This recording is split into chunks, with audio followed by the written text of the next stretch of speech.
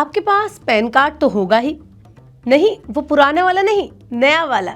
जी हाँ, जल्द आ रहा है पैन 2.0। भारत में पैन कार्ड टैक्स और वित्तीय पहचान का एक बहुत ही इंपॉर्टेंट डॉक्यूमेंट है, लेकिन अब सरकार ने इसे और ज़्यादा डिजिटल और इजी बनाने के लिए पैन 2.0 सिस्टम शुरू किया है। इस नई व्यवस्था में पैन कार्ड पूरी तरह से डिजिटल, पेपरलेस और क्यूआर कोड युक्त हो जाएगा, जिससे आपकी पहचान और टैक्स से जुड़ी जो इन्फॉर्मेशन है वो तुरंत यानी इंस्टेंट ऑनलाइन वेरीफाई की जा सकेगी। पैन 2.0 का मकसद पैन कार्ड का प्रोसेस और ज़्यादा ट्रांसपेरेंट बनाना है, तेज़ और सुरक्षित बनाना है, ताकि देश भर के जो नागरिक हैं उनको एक डिजिटल प्लेटफॉर्म पर सभी पैन TAN सेवाएं मिल सकें। तो चलिए इस वीडियो में आपको बताते हैं क्या है पैन 2.0 और ये कब से लागू हो रहा है।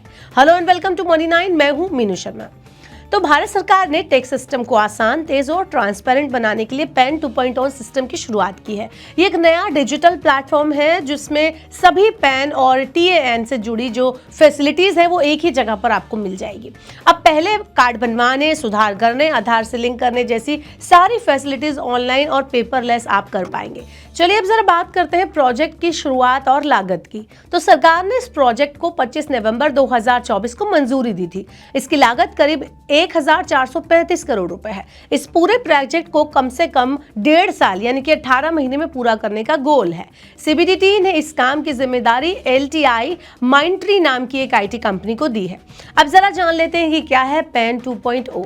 तो पैन 2.0 एक नया डिजिटल पैन कार्ड सिस्टम है जो पुराने पैन कार्ड सिस्टम को और ज्यादा आधुनिक और सुरक्षित बनाएगा। इसके तहत जो नया पैन कार्ड मिलेगा उसमें QR कोड होगा। इस QR कोड को स्कैन करके आपकी पैन डिटेल्स तुरंत ऑनलाइन देखी जा सकती हैं। तो अब ये तो बात थी पैन 2.0 की। अब जरा जान लेते हैं कि जो पुराना पैन कार्ड है भला उसका क्या होगा।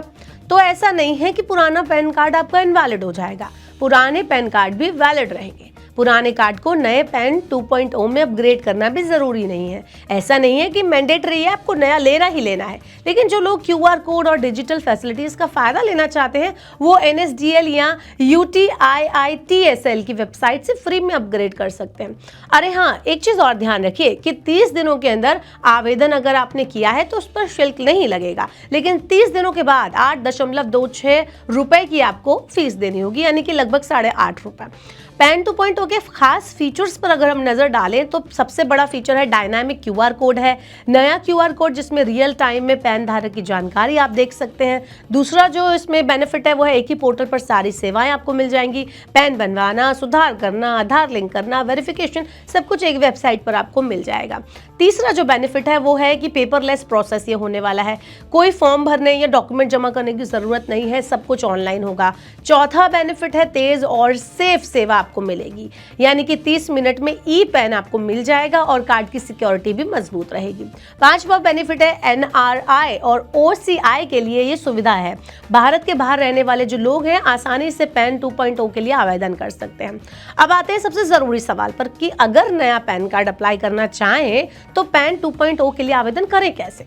तो इसके लिए आपको क्या करना है, स्टेप बाय स्टेप प्रोसेस में मैं आपको समझाती हूँ। आपको NSDL या UTIITSL की वेबसाइट पर जाना है, अपना पैन नंबर डालना है, आधार वेरिफिकेशन कराना है, अपनी डेट ऑफ बर्थ डालनी है। उसके बाद OTP के जरिए वेरिफिकेशन आएगा आपके मोबाइल पे करने के लिए, आप उसको फिल करें। अगर 30 दिन के अंदर आवेदन किया है आपने तो कोई फीस नहीं होगी। 30 दिन के बाद 8.5 रुपए करीब आपको फीस देनी होगी। उसके बाद पैन कार्ड 30 मिनट में आपकी ईमेल पर आपको भेज दिया जाएगा। और अगर आपको फिजिकल पैन कार्ड चाहिए तो अपग्रेड के आवेदन करने पर 15 से 20 दिन में आपके घर पर फिजिकल कार्ड भी पहुंच जाएगा। अब आगे बढ़ते हैं और बताते हैं कि पैन 2.0 के लिए जरूरी डॉक्यूमेंट्स कौन से होंगे जिनकी आपको जरूरत होने वाली है। तो पहचान प्रमाण, आधार कार्ड, पासपोर्ट, वोटर ID, पते का प्रमाण जैसे बैंक स्टेटमेंट, बिजली का बिल, रेंट एग्रीमेंट आदि, डेट ऑफ बर्थ का प्रमाण जिसमें आपका जन्म प्रमाण पत्र होता है, पासपोर्ट भी चल सकता है और स्कूल छोड़ने का सर्टिफिकेट भी आप दे सकते हैं। तो ये वो डॉक्यूमेंट्स है जो आपके पास होने चाहिए। आप जानते हैं कि पैन 2.0 आखिर जरूरी क्यों है। तो इससे जो फेक पैन कार्ड है उनकी जो प्रॉब्लम है वो खत्म हो जाएगी। आधार, GSTN और दूसरी सरकारी ID से आसानी से आप लिंक कर सकेंगे।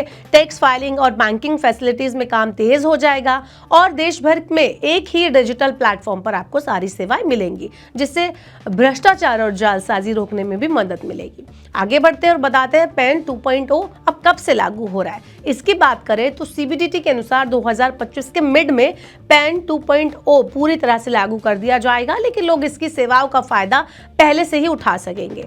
पैन 2.0 के QR कोड को इनकम टैक्स डिपार्टमेंट, बैंक और फाइनेंशियल इंस्टीट्यूट तुरंत जो है स्कैन कर पाएंगे। और पैन 2.0 डिजिटल सिग्नेचर को भी सपोर्ट करेगा, जिससे डिजिटल ट्रांजैक्शन में आपको इस्तेमाल करने में उसको मदद मिलेगी। तो कुल मिलाकर पैन 2.0 भारत सरकार का एक बड़ा कदम है जो टैक्स सिस्टम को टेक्निकली मजबूत करेगा, डिजिटलाइज करेगा और ट्रांसपेरेंट बनाने में काम करेगा। ये ना केवल नागरिकों के लिए पैन कार्ड से जुड़े प्रोसेस को और ज्यादा आसान बनाएगा, बल्कि देश की वित्तीय प्रणाली में फेक पैन कार्ड और धोखाधड़ी जैसे मामलों पर भी लगाम लगाएगा। पुराने पैन कार्ड धारकों को, यानी कि जो पैन कार्ड होल्डर्स है जिनके पास पुराना पैन कार्ड है, उनको चिंता करने की जरूरत नहीं है, क्योंकि उनका पैन कार्ड वैध रहेगा। लेकिन जो लोग डिजिटल QR कोड जैसी ये जो फैसिलिटीज आने वाली है उसको यूज करके देखना चाहते हैं, उसका बेनिफिट लेना चाहते हैं, तो उनके लिए पैन 2.0 में अपग्रेड करना एक बेटर ऑप्शन साबित हो सकता है। अब आप हमें बताइए कि आपके हिसाब से क्या पैन 2.0 में स्विच करना बेहतर है या नहीं। ऐसे और वीडियोस के लिए देखते रहिए Money9 और सब्सक्राइब करें Money9 का YouTube चैनल।